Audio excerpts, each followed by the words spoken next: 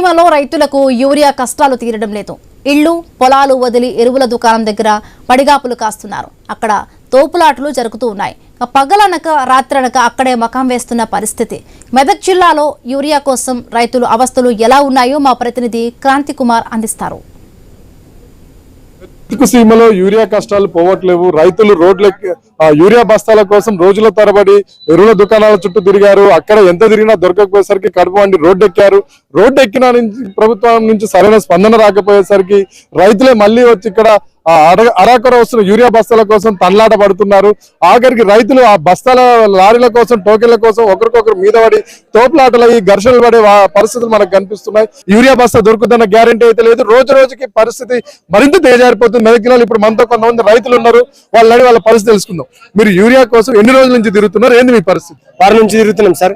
Agriculture నుంచి మాకు ఎలాంటి రాజకీయం అవసరం లేదు. మాకు యూరియా మాకు ఒక ఎకరానికి మేము 2 సంచులు చల్లాలి.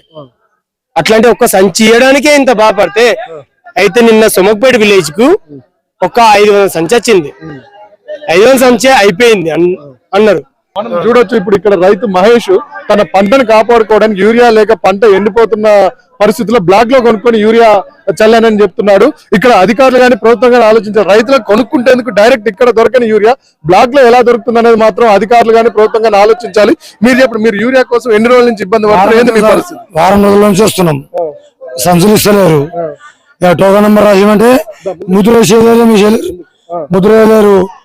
సీరియల్ నెంబర్ రాసి ఇచ్చారు. వాడు అన్ని తీసుకొని రాంటున్నాడు. మాకు 12 ఎకరాలు ఉంటుంది. 12 ఎకరాల భూమి ఉంటుంది. 8 సంచులు దొరికింది లాస్ట్ అంతే. ఇప్పుడు నీకు 12 ఎకరాల పొలానికి యూరియా చల్లాలంటే ఎన్ని బస్తాలు కావాలి? 24 బస్తాలు కావాలి ఒకసారికి. ఎకరానికి 4 బస్తాలు కావాల్సిన దగ్గర మీకు ఇప్పటి వరకు 8 బస్తాలే వచ్చింది. ఎన్ని ఎకరాలు? 20 ఎకరాలు. 12 ఎకరాలు. మరి ఇప్పుడు దీనికి మీరు ఏం కోరుకుంటున్నాను? ఏం కోరుకుంటున్నాం? యూరియా రావాలని కోరుకుంటున్నాం. అట్లా యూరియా కావాలి. దొరకకపోవడం తిరగడం చాలా కాలం అవుతుంది. అట్లా మీ పరిస్థితి చెప్పండి. మీకు ఎన్ని ఎకరాలు ఉంది? మీకు ఇంత మట్టుకు యూరియా కొరకు ఎట్లా ఇబ్బంది పడుతున్నారు? ఎంత యూరియా దొరికింది? 20 నుంచి మాస్టర్ ఇబ్బంది పడుతుంది సార్. 20 నుంచి మాస్టర్ ఇబ్బంది పడుతున్నాం. ఇప్పుడు మా సంచరాలు వరకు రాలే. నాకు 4 ఎకరాల పొలం ఉంటది. 4 ఎకరాల పొలం ఉంటది. ఒక సంచరి తీసుకునే వరకు. నీకు 4 ఎకరాల పొలం ఉంది. 4 ఎకరాల పొలం నాటేసిన మరి యూరియా చల్లకపోతే నీ పరిస్థితి ఎంత? దిగుబడి వస్తుందా? ఇంక దిగుబడి వస్తే రాదు. ఎండిపోతుంది. పచ్చ ఎర్రగా అయింది. ఎర్రగా అయింది. ఇందులో గోలేస్తుంది. తుకం రోడ్లే పోసిన. మీకు ఎన్ని రోజుల లోపల యూరియా వస్తే నీ పంటను కాపాడుకోవడానికి అవకాశం ఉంటుంది? 20 రోజులు రావాలి. 20 రోజులు నెలకాలు రావాలి. ఆ వేసిన ఉన్నాయి ఇప్పటికి. మీ పరిస్థితి చెప్పండి. మీ బాధ ఏంటి? ఇప్పుడు వాడుకోకపోతే మేము సచ్చినాక వాడుకోవాలి. అవి తెచ్చి పంట అయిపోయినాక ఏం చేసుకోవాలి? ఈ రైతులమ్మా చేసినాము. ఇప్పటికి కలుపులు అయిపోయినాయి. అంత అయిపోయింది. వారం రోజులుగా తిరిగే ఇప్పుడు మందు లేదు, మాకు లేదు. ఇంకేం చేయాలి చెప్పు?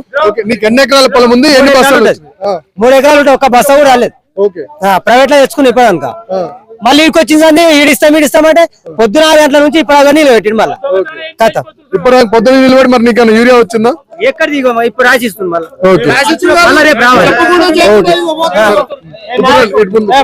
ఇప్పుడు మీ బాధ ఏంది? మీరు ఎన్ని రోజుల నుంచి యూరియా కోసం తిరుగుతున్నారు? మీ పరిస్థితి? 15 రోజులు అవుతుంది మేము తిరిగి. ఇప్పుడు దాకా మాకు సీరియల్ రాయమంటే ఇప్పుడు చెప్పకుండా చేయకుండా మేము పోతున్నాం చెప్పి ఆ వస్తకాగా వెళ్ళిపోతున్నాము. రోడ్డు పోయినాము.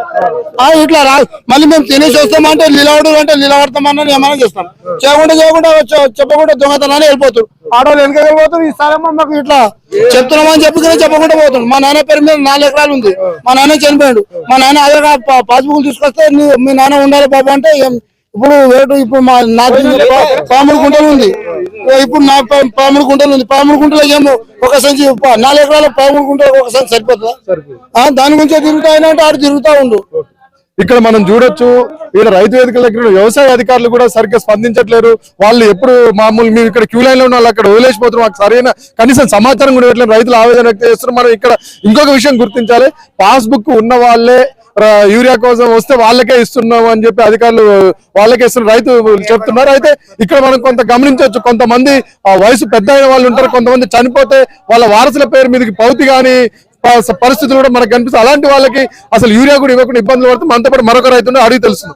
పెద్ద ఏంది, నువ్వు ఎన్ని రోజుల నుంచి వస్తున్నావు యూరియాకి? ఏంది నీ బాధ? నిన్న 6 గంటలకు వస్తే రేపు పొద్దున రామన్నారు. పొద్దుగా వస్తేనేమో ఆకు పాత ఉన్నాయి పాతవి ఉన్నాయి ఆకు బుధారం ఉన్నాయి అంటే ఇప్పుడు ముడతా ఉష్ణ పెట్టి ఉష్ణ పెడితే మా కొడుకు పాస్బుక్ నాది పాస్బుక్ అట్లా ఇస్తే మా కొడుకు కొట్టే సంచి రాసి